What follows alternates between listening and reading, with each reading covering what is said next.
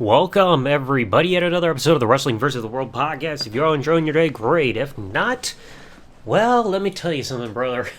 We got a 4-part series now here. Probably the longest series of episodes that we've had since the 3-part series a little while back. So, today I figure, why not go over, within 4 episodes in a row, about the 4 different seasons of Hogan Knows Best. Now, I gotta warn y'all, I've got a lot of notes that I'm going through within 4 seasons. Like right now, about midway through season 3, and I've got like 18 pages typed out of notes for all these episodes. So it's a lot of work going back to this show. And eventually I will cover Brookes Knows Best, even though I got to get my hands on the final episode before trying to finish that up in order to do that whole spin-off series justice. So anyway, let's go over season 1. Thankfully, there were only 7 episodes to discuss, which is kind of a relief because they then go like 12 to 13 episodes per season after this. So let's not delay. So the first episode, Brooke's first date. At this point, Brooke is 16, and after taking a phone call, it turns out there's a 22-year-old guy named Adam who wants to take her out on a date. But of course, Hogan, he ain't about that. It's like, that doesn't work for me, brother. Because of that whole age difference is like, hey, 22-year-old guy who's also friends with Nick, despite Nick being 14, you got that big age difference, Hulk ain't happy about it. I mean, like, the only good thing they say about Adam is like, hey, he got Nick into cars, it's whatever. I mean, Linda seems more accepting of Brooke going on this date with a guy, but Hulk is just like, no, like, he's disapproving it of completely 100%, and you can't blame him, because that age difference there, she's still a minor, but then eventually he has a sit-down talk with Adam, they bring up the age difference. Adam mentions that the law involving all this more pertains, like in terms of just hanging out or a date, pertains more to sex compared to just going and hanging out. Which eventually Hulk is like, oh, alright, as long as you're not trying anything. But things get taken to a different level because during all this, Hulk also vents to Brian Knobs saying that he's not happy about this, and Knobs is like, hey, why don't you spy on the date? So that prompts Hulk to go to this freaking company in order to get a GPS tracking device put in one of his cars, which Hulk says, hey, Brooke, if you want to go out with this guy, you gotta take this car. So he's spying on them, watching through a GPS system wherever they're going. And at first they go to like this zoo type area where they're seeing animals. You got giraffes and sloths and a rhino. And for some reason Adam knows about the freaking sex life and frequency of a rhino, which is like, why are you saying that to Brooke? That means nothing. But then while they're out on the date, Nick brings up some revelation, which I don't know why the family freaked out about, saying, hey, oh, by the way, Adam has pierced nipples. And Hulk's just like, Linda! Like, he is pissed. And Linda's like, why didn't you tell us? And he also reveals that at one other point, freaking Adam took Nick to a gay beach or whatever, and they're pissed at Nick. It's like, why didn't you tell us? It's like, stuff easily slips, for fuck's sake. But eventually, like, they try to get things back on course. Friggin' Hogan is mad that Brooke's not back yet, and he's like, hey, what's the deal? And Brooke's like, oh, you said be home by 8. No, I said be back by dark. It's like, but we want to go out for dinner and, like, get some food, so Hulk's like, all right. But by that point, that's when Linda realizes, oh, they bugged the car, they're stalking them, and Linda is just not happy about this. I mean, of course, like, she's not going to be happy that her daughter is just being freaking tracked by her husband and everything, so there's issues on both sides. Eventually, by the end of the episode, Brooke returns home. Adam did not do any sneaky business, but Hulk is like, yeah, that's enough Adam for one lifetime, and we never see him again for the rest of the series. Thank fuck. I mean, I get it's a scripted show, reality TV, but it's like, that's one weird way to start off your series about Hulk, like, allowing Brooke to go out on a date with some older guy. Like, holy crap. Anyway, now let's jump into episode 2, Nick's Girlfriend. We see this girl not that often throughout the series or anything. His girlfriend, Ashley, we're right at the beginning. Brooke and Nick are wrestling around. I mean, you see this a handful of times at the beginning of episodes, just like wrestling between Brooke and Nick, or Nick and possibly Hulk, I think. We also see it with Hulk and Nick and everything. It's just, of course, it's a wrestling family. So, like, freaking Brooke and Nick are just not listening to Hulk. Hulk's getting pissed off. He's like, hey, Linda, come up here. Hit this hand. Boom, she tags him. He's like, all right, tag, I'm out. He tells the kids, just get freaking handled by his mom and everything. He's like, he can't take this shit. I mean, then again, you got 2 rowdy teenagers. You're a wrestler. Come on. And they also kind of go back and kind of replay exactly the type of stuff we saw from the first episode, where the family is more strict on Brooke compared to Nick. Because, like, it just gets ridiculous. Like, Nick gets to be up there with his girlfriend in his room and everything's fine and all that shit. But with Brooke, they're just on her ass about everything. We meet Ashley, but then the family starts eventually saying, hey, they're not happy about the fact that Nick is spending more time and focusing on his girlfriend rather than his family, which is kind of understandable, but I mean, like, he's a teenager, he's got hormones, he's thinking with a different head. Even if he might not be using it, as we find out a little bit later. So then eventually Hulk also talks to Brooke saying the reason that he's more strict on Brooke than Nick is because girls can get pregnant and boys can't, but Brooke has a rebuttal saying can't happen if they're not having sex. But then after this, Hulk eventually catches Nick and Ashley snuggling, and he vows to be a little more strict on Nick about this because, of course, teenage boys, again, like I said, they're thinking with the wrong head. You never know what could happen from one moment to the next. It's just like, boom, jump on them and all that shit.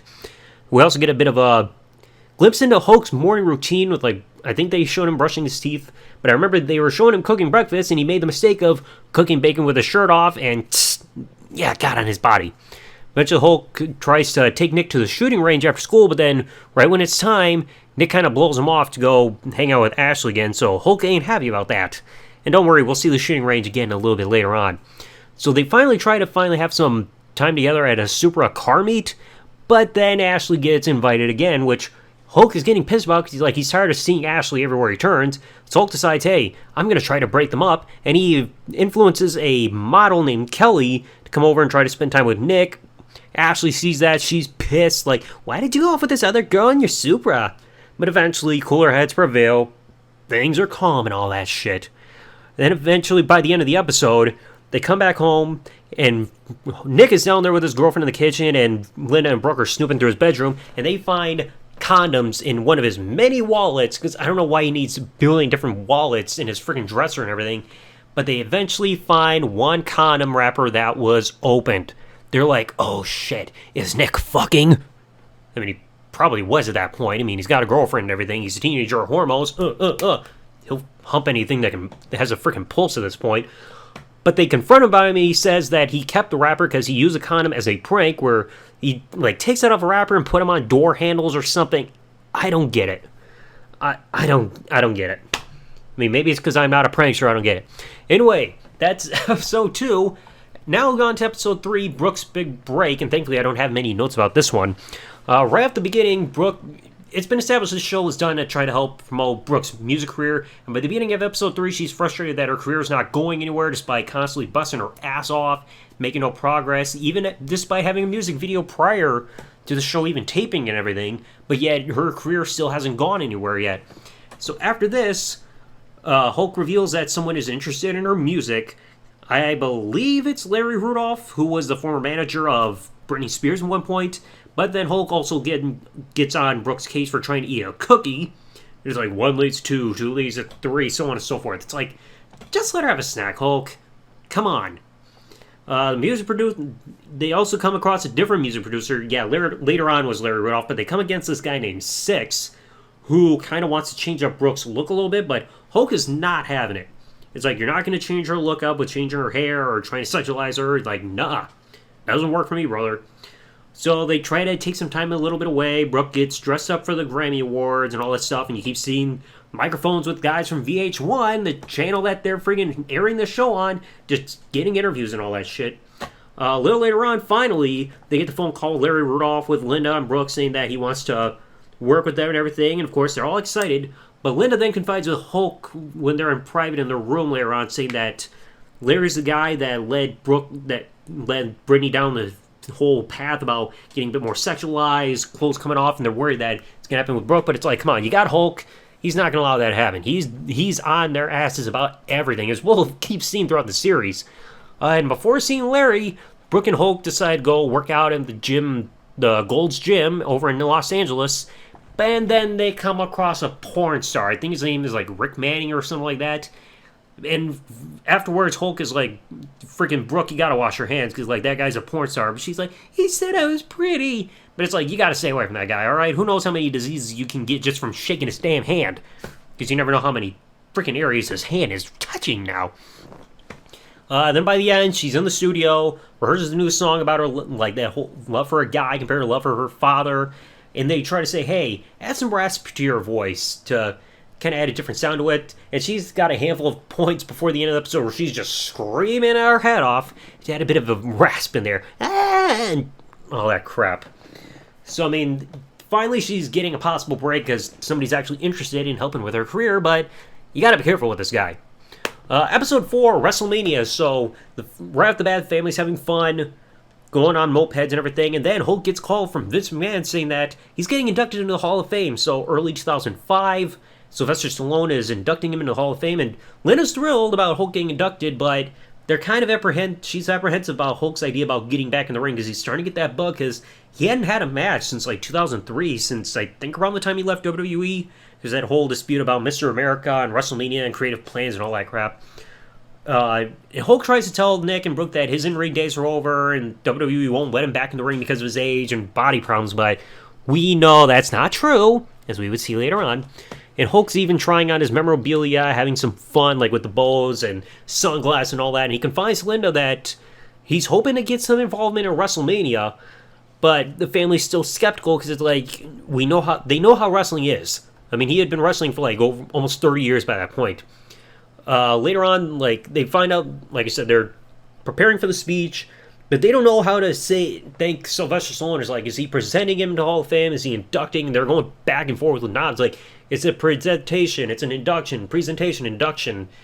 But then Hulk even says that he's gonna get involved in WrestleMania. He wants to, quote, beat up a couple of young guys. I mean, Hulk, that doesn't do any young guys any favors, especially seeing your age and how you're struggling to move around. But they eventually get backstage. They're getting ready for the Hall of Fame, and Hulk is reuniting with a bunch of guys backstage like Iron Sheik, Jerry Lawler, Nikolai Volkov, Slaughter, Flair, Bischoff, so many people. I mean, you see this Hall of Fame group and everything. It's pretty much guys that Hulk worked with back in the days. I mean, it's the strongest class they probably ever had, but still, it's kind of a running theme there. Hulk presents his speech, crowd's chanting, one more match, and Hulk says, in this business, never say never. And of course, we know that because he would have a few more matches after this in WWE. And then the final part of the episode, they show Hulk getting ready backstage, getting his gear on, preparing to go out WrestleMania because he's going to save Eugene from Muhammad Hassan and Daivari because, I want to work with the younger guys, brother. In reality, he just wants to make himself look good over them. And they even showed some shots from the crowd showing like Nick and Linda and Brooke being there ringside, cheering them on. And I didn't even realize they also had David Arquette at ringside. Kind of surprised there. Now, episode 5 out of 7, Romantic Getaway. So, you have Nick and Brooke wrestling around, again. Not a surprise there. Hulk and Linda are fighting because Hulk is pissed that the maid was in this bathroom and everything. He doesn't want that. He can't find his toothbrush. So, the whole running theme is that they're arguing all the time. They're stressed out. They're constantly going about Brooke's career and everything. And they realize that it's tough for them to have any romance in their marriage because they got too many other things going on. So Hulk decides, hey, let's go on a romantic getaway and have some fun. And Knobs is going to watch the kids. But the thing is, Linda doesn't know that at first. So Hulk and Linda are in that stretch Jeep, Hummer, limo, or whatever you freaking call it, having some fun, drinking a bunch of champagne. They quickly go through it, so they got to go to a nearby liquor store, spend a couple $100s on another bottle. Like, who knows how drunk Hulk was by that point. So they go off, they're having dinner, they're getting massages and everything, and by that point, that's when Linda finds out, hey, when they're at the Don Cesar Beach Resort, that Nick and Brooke are being watched by Knobs, which Linda is not having any of, because she does not trust Knobs whatsoever. I mean, she can't really blame him. I mean, this is the same guy who decided to fart in front of Miss Elizabeth for no reason. So, the whole time, Brooke's doing her best to behave, but Nick is just making things a living hell. Freaking spraying silly string all over Brooke while she's in the sink. Freaking taking Knobs' stuff while he's in the shower, like taking his clothes to prank him, and freaking Knobs has to come out wearing Hulk's red and yellow spandex just for fun. Yeah, the whole thing of Nick making a fool, like playing with the golf cart and possibly the police coming after him. It's just like Nick's just doing everything to make everybody's life a living hell. Eventually, Linda and Hulk finally come back. Knobs is gone. They kind of punish Nick, saying, hey, you've got to have a new bedtime. Can't have your phone around. Your girlfriend's got to be on back burner. But then afterwards, he's talking with Linda, and they're just laughing about this. The fact that Knobs is getting tortured, but he has to lay a smacketh down on Nick to try to not encourage him to keep doing that, but he's actually secretly proud of him torturing Knobs. I mean, it was pretty cool for theme of the end of the episode. Episode 6. So we got second to last episode of the season to discuss. Hogans versus City Hall. So you see the whole theme about the fact that the family's been through a lot of pets, ferrets, tortoises, birds, dogs, cats, so on and so forth, because they're big, like animal people. I mean, there's nothing wrong with that, but they've also discussed how their neighbors are constantly complaining about animals and the noises. They got like a rooster and everything that they had to get a permit for, but they've had to downgrade animals just to please the neighbors. Well, things start to come to a head because Brookes is trying to lay out in the back, tanning everything in the sun, and you got the freaking gardener just peeking over, claiming that, oh, the freaking birds are pissing me off, and by the time Hulk comes out, the guy just freaking takes off. And of course, you don't want to come face to face with Hulk Hogan. And eventually they get a letter in the mail from the city about all the noise complaints, and they have a limit set on them how many pets they can have, which is like 5, which the family is pissed off about because they know the neighbors are causing this, so they go outside at night and decide, hey, let's make a shitload of noise to piss them off, so they're screaming, blaring through like a bullhorn, honking their horns and everything like that in their cars just to piss off the neighbors because of this. But it's just like, they're trying to make a statement, but it ain't working, so they figured, hey, in order to kind of comply, let's take our dogs and put them over in the beach house, because technically they're not around this house, they're not making a noise for our neighbors, and it's a legal residence for them still to live at, so they figure, hey, during the day, let's bring the pets over there, and then at night, bring them home to sleep with us, kind of like a whole back and forth thing, which just seems like a big hassle there.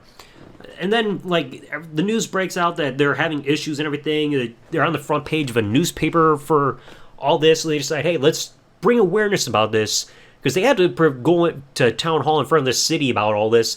So they do media appearances, try to raise awareness about this. They eventually go to court, and they try to claim through their lawyer saying that, hey, technically the rooster does not count as a domestic animal, because they say you can't have more than 5 domestic animals living in your house. But they try to say, hey, this rooster is an exception because this rooster is not a domestic animal. This is an animal they had to get a freaking permit for. So therefore, this animal does not count and go over that limit.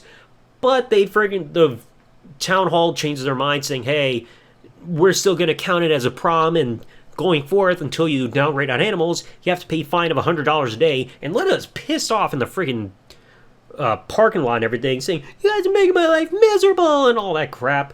Then they decide, hey, we're going to keep the animals, we're not going down, we're going to go by the books, pay the fine. I mean, it's $100 a day. I mean, the Hogans can take care of it. So they go through it, and by the end of the episode, they have an update saying, hey, July 2005, Hogan's appealed, and the whole fine got overturned, so it's no problem there.